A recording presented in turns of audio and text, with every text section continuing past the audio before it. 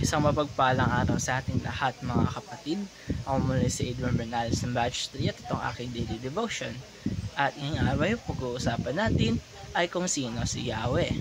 At ang ating Bible verse ay mula sa Exodus chapter 3 verse 14 to 15. Sasabi sa ating scripture ngayong araw, God said to Moses, I am who I am.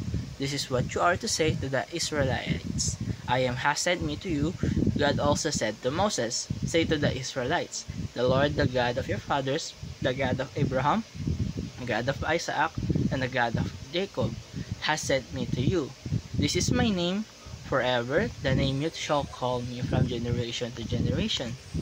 Mga kapatid, ang kwento na ito ay naganap ng tawagin ng Diyos si Moses sa nagdiliyab na palumpong. Dito na pinakalala ng Diyos ang kanyang pangalan.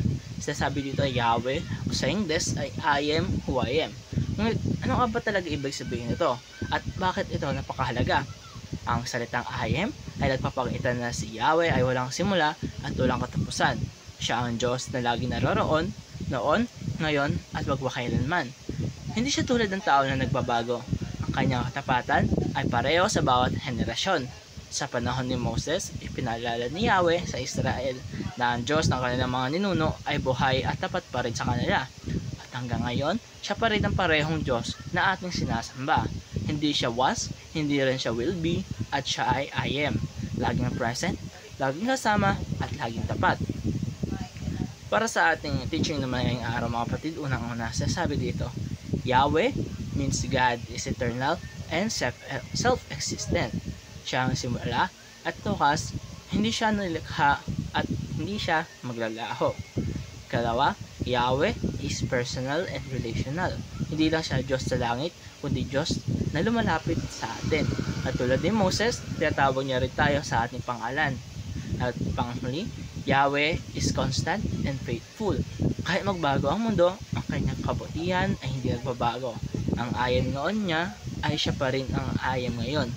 Kaya mga kapatid, pag tayo ay akala natin minsan tahimik lamang sa Lord pag hindi natin nararamdaman ang kanyang presensya, pero tandaan natin, si Yahweh ay hindi nawawala.